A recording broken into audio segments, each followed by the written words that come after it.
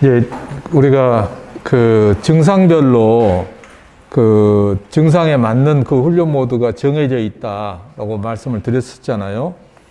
건강한 사람은 그냥 우리 자기조절 지수에서 나온 그대로 그냥 가면 되는데, 특정 어떤 증상이 질병이 있을 경우에는 거기에 맞는 훈련 모드로 훈련을 해야 됩니다라고 했습니다. 그래서 여기 보시면은 이제 불면증 같은 경우에는 그 휴식 모드에 맞춰서 훈련을 한다 이렇게 되어 있는데, 제가 이렇게 정리를 한 것은 하나의 예시예요. 예시. 반드시 이렇게 해라 라는 것은 아니에요. 하나의 예시입니다. 그 사람에게 맞춰서 훈련 프로그램도 다를 수도 있는 거고, 뭐 그 좀 변화를 가져올 수가 있어요. 근데 대략적으로 저희가 이제 그 강의할 때, 제가 강의할 때에 이 일반인들이 그냥 쉽게 따라올 수 있는 방향으로 강의를 해야지 이게 그 사람들이 대부분이 좀 편하게 이용할 수가 있지, 그렇지 않고 너무 그냥 아주 세부적이면서 전문적으로 제가 얘기를 하면 일반인들은 못 따라오고 이해도 못하고 이거 너무 어렵다 이런 생각을 하게 되거든요. 그래서 이것은 그러한 관점에서 제가 정리를 한 겁니다. 근데 실제로 우리가 이제 여러분들이 1급 과정까지 다 마치고 뇌파를 좀 볼 줄 알고 BQ 해석을 좀 할 줄 안다면 여기서 한 발짝 더 깊이 들어갈 수가 있어요. 예를 들면 이제 이런 불면이다 그러면은 BQ를 보고 이 사람이 불면이 생긴 원인이 뭐냐, 원인을 파악을 하는 것이죠. 예. 그러니까 정말로 아무 원인 없이 그냥 순수하게 나 잠을 못 자는 사람들이 있어요. 그게 진짜 순수 불면이죠. 그럴 경우에는 무조건 그냥 휴식을 하면 돼요. 예. 근데 그게 아니고 어떤 다른 증상에, 다른 원인에 의해서 불면증이라고 하는 것이 생겼다 했을 때에는 그 원인 치료부터서 먼저 해야지 됩니다. 그래야 이게 불면이 없어져요. 그렇게 되면은 꼭 휴식이 아닐 수가 있다는 거죠. 꼭 휴식이 아닐 수가 있다. 그래서 대표적인 것들이 여러분들이 이제 1급에서 배웠죠. 우리가 그 노화가 돼서 이제 뇌의 리듬이 굉장히 느려지게 되면 노인들이 어떻습니까? 수면 시간이 점점점 줄어들잖아요. 예. 그래서 나중에는 하루 저녁에 뭐 한 3시간, 4시간밖에 못 자고 그냥 깨요. 깨고는 잠이 안 와서 죽겠다 막 이런 소리들을 하거든요. 그 원인이 뭐냐? 노화 때문이다. 노화 때문에 이렇게 그 잠을 못 자게 된다? 그렇게 단순하게 얘기할 수가 없는 겁니다. 뭐가 원인이냐? 노화로 인해서 뇌세포가 굉장히 많이 파괴됐잖아요. 파괴가 되니까 이게 뇌가 이제 정보를 처리하는데 훨씬 더 많은 뉴런들이 작업에 참여를 하게 해야지 되고, 많은 뉴런들이 같은 작업에 참여를 하다 보니까 동기화가 굉장히 높아지게 되고, 동기화가 높아지게 되면은 뇌파는 무조건 느려지게 돼요. 그래서 세타파가 강해지게 되는 거거든요. 그러면은 노인들이 세타파가 강한 노인들은 잠을 못 잡니다. 무조건 못 자요. 예. 그러니까 기초율동을 딱 봐서 기초율동이 8Hz 이하로 떨어져 있다 그러면은 잠을 못 자요, 그 사람들은. 예. 잠을 못 자는 이유가 뭐냐? 뇌 활동이 너무 느리기 때문에 그래요. 뇌 활동이 너무 느리게 되면은 이게 에너지 소비가 크질 않아요. 그러니까 뇌가 피곤하질 않아. 그래서 막 피곤하지 않은 상태에서 잠을 자려고 그러면은 잠이 안 와버립니다. 우리가 잠을 잘 때 여러분들이 굉장히 피곤했을 때하고 피곤하지 않았을 때 상태를 딱 봐보시면은, 피곤할 때는 어떻습니까? 정신없이 자잖아요. 정신없이. 내가 언제 잠들었는지도 몰라. 눈만 감았다 그러면 그대로 잠이 떨어져. 피곤하지 않아. 정신이 너무 초롱초롱해. 그러면은 잠자려고 누웠어도 잠이 안 오잖아요. 똑같은 거예요. 똑같은 거. 예. 평소에 나의 뇌가 수면 상태인 것이 지속되어 버리잖아요. 그러면은 잠자려고 할 때 잠이 안 와버려요. 그런 사람에다가 휴식으로 훈련을 시켜보세요. 그러면은 상태가 더 나빠져 버립니다. 더 나빠져 버려요. 예. 그때는 무엇을 해야 되느냐? 뇌를 일하게 만들어야지 돼요. 뇌를 일하게 만들어서 에너지를 소비하게 만드는 거죠. 에너지를 소비하게. 그러면은 뇌가 일을 하게 된다는 얘기는 빠른 리듬으로 뇌를 훈련시키는 거예요. 빠른 리듬으로 뇌를 훈련시키게 되면은 뇌에서 에너지 소비가 커져요. 뇌에서 에너지 소비가 커지게 되면은 뇌가 피곤해지기 시작하는 거죠. 이제 그걸 다른 표현으로 쓴다면은 우리가 이제 뇌가 지금 현재 깨어있지 않은 상태, 즉 각성이 덜 돼 있는 상태를 우리가 서파 상태라고 부르죠. 즉 8Hz 이하로 굉장히 느린 리듬으로 뇌가 뛰는 경우, 기초율동이, 그때는 뇌가 각성이 안 돼 있다라고 보는 거예요. 각성이 안 돼 있다. 뇌가 각성이 안 돼 있기 때문에 이것을 깨워야지 돼요. 깨워야 됩니다. 깨우려면 어떻게 해야 되느냐? 빠른 리듬으로 훈련을 시켜야지 돼요. 그러면은 이 뇌가 각성이 됩니다. 예. 그래서 우리가 어웨어니스라고 하는 거, 여러분 여기 지금 명상하신 분들이 좀 많이 계시는데, 우리가 어웨어니스가 명상에 있어서 굉장히 중요해요. 예. 깨어있지 않으면 명상 아무 필요 없거든요. 잠자는 거랑 똑같은 상태가 되어야 한다고.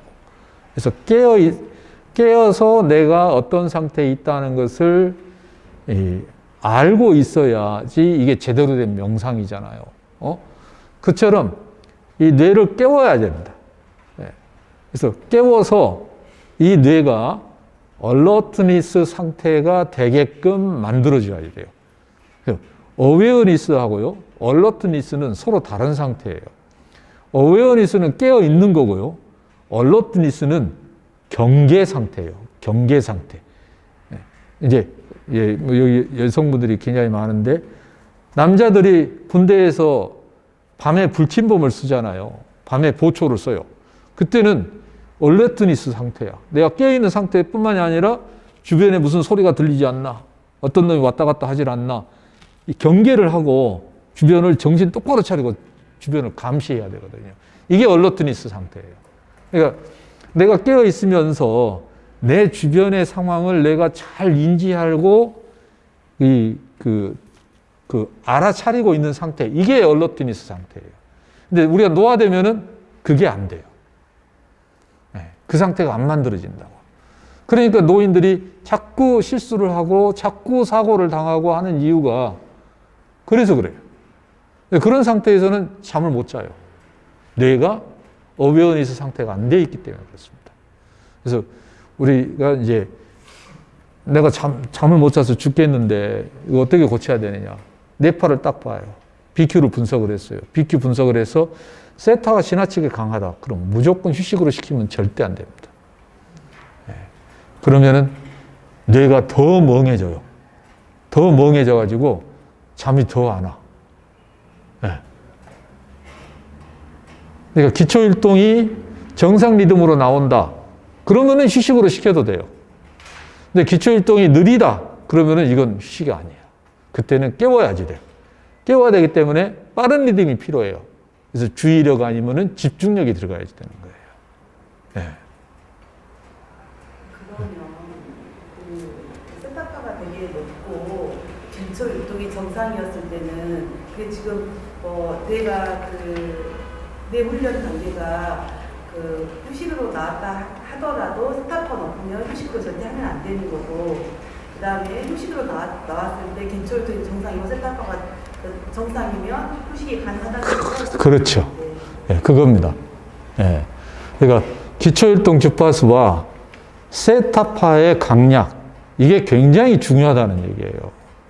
이걸 보고 판단을 내려야지 그냥 무턱대고 여기 요건 이제 일반 사람들한테 이렇게 하세요라고 가르쳐 주는 것이고, 여러분들이 이제 교육 다 받았잖아요. 그런 상황에서는 여기서 한 걸음 더 들어가야 되는 거예요. 그렇게 해서 불면이어도 휴식으로 할 수도 있고 주의력으로 할 수도 있고 집중력으로 할 수도 있고 그렇습니다. 그것은 뇌파 상태에 봐서 그 사람에게 맞게끔 정해줘야 되는 거예요. 그래야 이게 효과가 바로 나타나지, 그렇지 않으면은 이상한 현상이 발생될 수가 있어요. 그러니까 여러분들 중에 불면증이다 그러는데 휴식을 했어요. 잠을 못 자는 사람들이 있어요. 네. 그런 사람들의 경우는 왜 그럴까? 그러면 연구를 해봐야죠. 그래서 그때는 초기 BQ를 다시 보는 거예요. 초기 BQ를 다시 보고 세타가 강했느냐 안 강했느냐, 기초혈당이 몇 LH에서 나왔느냐, 이걸 다시 검토를 해서 세타가 강했다 그러면은 휴식으로 시키면 안 되는 것이었어요. 그래서 그때는 주의력이나 집중력으로 바꿔야 되는 겁니다. 그러면 어떤 주의력과 집중력으로 만일에 선택을 해서 한다 했을 때에 주의력이나 집중력이나 세타를 잡아요. 둘 다. 그러면은 어떤 걸 집중력으로 하고 어떤 것을 주의력으로 하느냐, 그 선택은 어떻게 할 것이냐, 대칭성에 있습니다. 대칭성에. 대칭이 깨졌다. 좌우 대칭이 깨졌다. 깨지는 정도가 강하다. 그러면은 집중력이에요. 대칭이 별로 심하게 깨지지 않았다. 그러면은 주의력으로 가는 됩니다. 그러니까 결국은 우리가 정말 나 자신한테 할 때는 내가 책임지면 돼요. 그냥. 뭐 잘못됐어. 그럼 내가 책임지면 돼. 근데 다른 사람을 우리가 훈련을 시켜준다 했을 때에는 그거 아니죠. 효과 없다 그래 버리면은 이게 문제가 심각해지는 거예요. 그래서 그때는 여러분들이 정말 BQ를 제대로 해석을 하고 훈련 모드를 결정을 해줘야죠. 그냥 우리가 일반적으로 이렇게 해놓은 이대로 따르시면 안 된다는 거예요. 이게 전문가하고 비전문가의 차이라는 거죠. 두통, 편두통 이것도 똑같습니다. 똑같아요. 예. 대부분 휴식을 하면은 그냥 두통 금방 없어져요. 대부분이. 예. 근데 그렇지 않는 경우가 있다 이거죠. 그때 역시 똑같이 세타가 얼마나 강하냐 약하냐 이것을 보셔야 되는 겁니다. 예. 그걸 보고 판단을 내려야지 돼요. 예. 이제 주의산만 집중력 저하 이런 것들은 전부 다 세타가 강한 증상이기 때문에 이건 그냥 무조건 주의력으로 시켜버리면 돼요. 무조건. 이건 이 병이 딱 정해져 있기 때문에 이때는 거의 예외가 없습니다. 그냥 이대로 시키면 돼요. 네. 또 하나 여러분들이 신경 써야 될 것이 뭐냐면은 우울증이에요. 우울증. 요겁니다. 요거. 이게 복잡해요. 또. 이것도 역시 불면증처럼. 그러니까 여러분들이 수면 클리닉이 왜 생겼겠어요? 수면 클리닉 굉장히 많아요. 근데 거기 가서 병을 고쳐갖고 나오느냐? 아주 어렵습니다. 잘 안 고쳐져요. 불면증이 굉장히 치료가 어려운 병이거든요. 그거 왜 그러냐? 생활과 밀접한 병이기 때문에 그래요. 원인이 어마어마하게 많아. 이런 거. 너무 많아. 치료하기 어려워. 근데 우리 뇌파에서 보면은 굉장히 간단해. 그와 똑같은 병이 바로 우울증이에요. 우울증. 네. 이건 내가 우울증이 그냥 단순하게 온 우울증이 아니잖아요. 생활 속에서 이 병이 생기거든요. 꼭 어떤 사회적인 병이죠. 사회적인 병. 이 병이라고 하는 것이. 예. 근데 무조건 집중력으로 시킨다? 아니에요. 이것도 역시. 우울증이라는 게. 우리가 뇌파적인 측면에서 우울증을 판단할 때는 대칭성을 보잖아요. 대칭성. 예. 좌우 뇌파가 얼마나 크게 차이가 났느냐. 이걸 보고 우리가 우울증이다 아니다 판정을 하는데 이 대칭이 깨져 있어. 그러면 이제 우리가 정서적으로 문제가 있다. 이렇게 판단을 하죠. 그리고는 집중력 훈련을 시키는데 집중력으로 해도 도대체가 안 고쳐지는 병이 있어요. 그런 경우는 어떤 경우냐? 우울증에서 이 심각한 이 좌우 비대칭의 경우는 거의 다 그냥 집중력으로 하면 딱 잡혀요.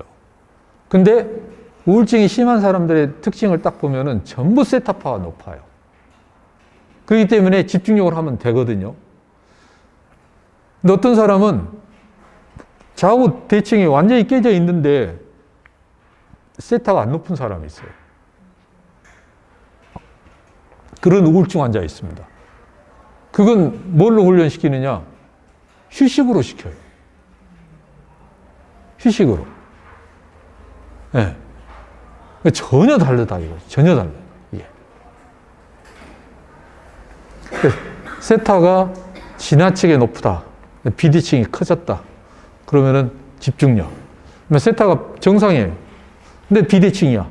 그러면 그냥 휴식으로 시켜도 아무 문제가 없는 거예요. 네. 그래서 여러분들이 그 판독하는데 절대적으로 놓쳐서는 안 되는 거, 기초혈동 주파수, 그 다음에 세타파의 강약,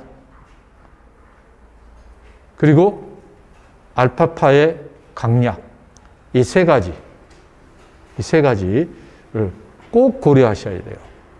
알파파가 지나치게 강해도 이 머리가 멍한 상태가 되거든요. 머리가 멍한 상태가 돼요. 예. 그래 나서 알파파가 지나치게 강한 것도 역시 머리가 멍한 상태이기 때문에 그걸 깨워줘야 됩니다. 깨워줘야 되기 때문에 주의력이나 집중력으로 가는 거죠. 그러니까 마치 이것은 시소에서 균형을 잡아주는 것이라고 보시면 돼요. 뇌파의 균형을 잡아주는 거예요. 잡아주는 거. 어디 너무 느리지도 않고 너무 빠르지도 않고 균형을 잡아주는 거예요. 이렇게 균형을 잡아주는 이러한 뇌파 조절 기법을 우리가 뭐라 부르느냐? 최적화 기법이라고 불러요. 최적화 기법. 예.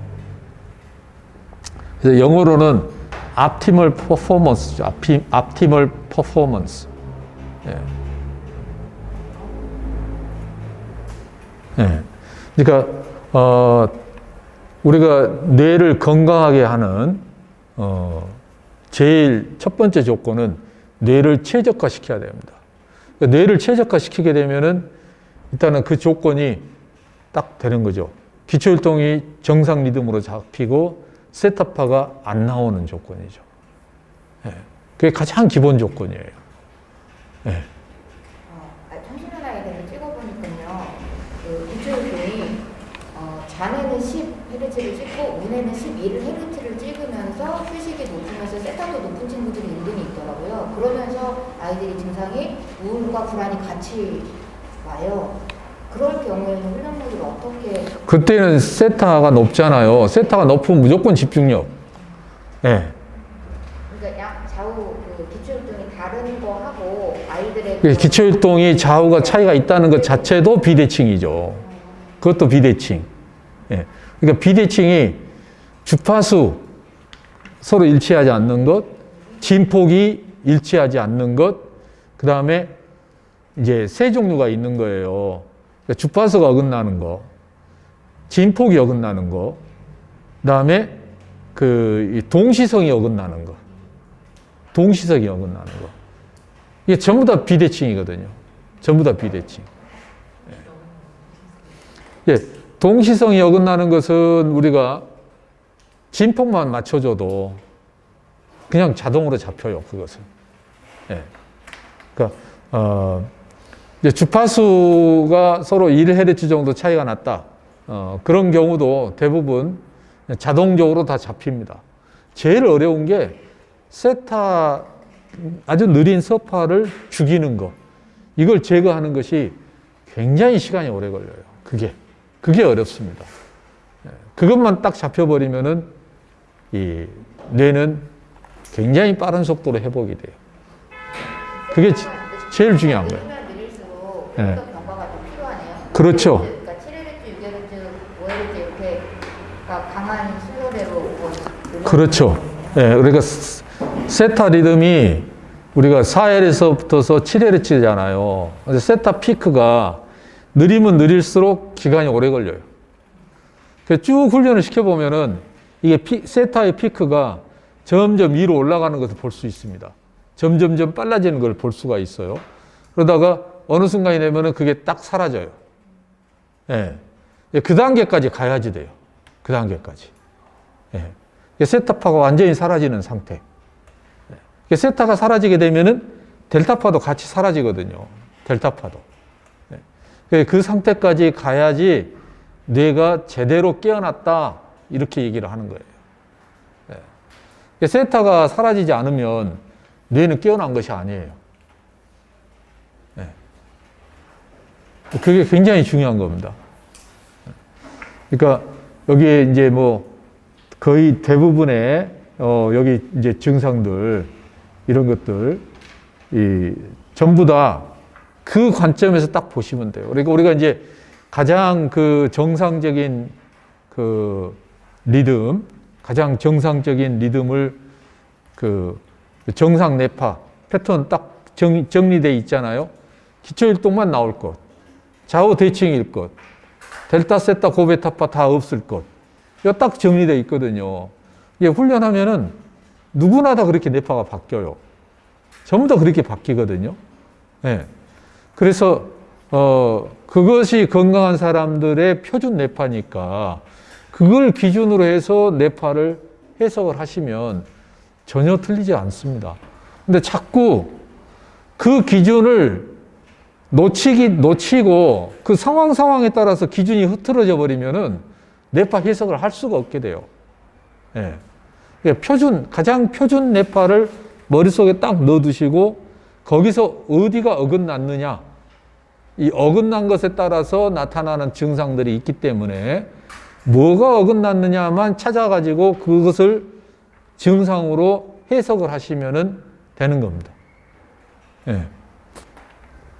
그래서 대부분의 이 병들이 다 세타파에 달려 있어요. 과잉 세타파에 다 달려 있습니다. 예. 그러니까 과잉 세타파, 즉 세타가 강하다는 것이 왜 병이 된다는 것이냐? 세타가 강하다는 것이 왜 병이 된다는 것이냐? 그것은 뇌 활동에 있어서 지역적 활동이 활발하지 못하고 동기화가 강하게 작용이 되게 되면은 이게 무조건 뇌파는 느려지게 되어 있어요. 예. 동기화라는 개념을 여러분들이 정확하게 이해하고 계셔야 됩니다. 우리가 1급 강의 때 제가 동기화에 대한 설명을 자세히 했었는데, 예. 우리가 왜 잠을 잘 때 우리가 델타 수면에 빠지게 됩니까? 델타 수면에 빠지게 되는 이유.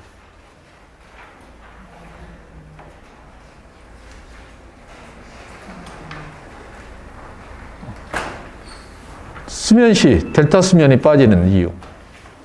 그것은 왜 델타파가 나오냐 이거예요. 왜 델타파가 나오냐. 수면 시에. 예. 그것은 시상에서부터서 우리가 대뇌 피질로 감각 신호가 전송이 되잖아요. 수면 시에 감각 차단이 어디서 일어나죠? 예? 수면 시 감각 차단이 어디서 일어나요? 시상에서 일어나잖아요. 시상에서 감각 차단이 일어나요. 복습 한번 해볼까요?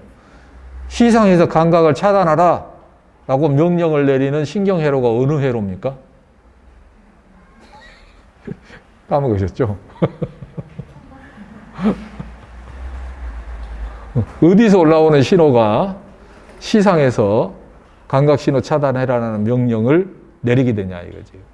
뇌의 어디에서 올라오는 신호가. 망상핵에서 올라오는 신호가 시상에서 망상시상로 핵이죠. 거기에서 감각신호 차단하라는 명령이 떨어지게 되는 거죠. 망상체가 하는 일입니다. 망상체가 하는 일.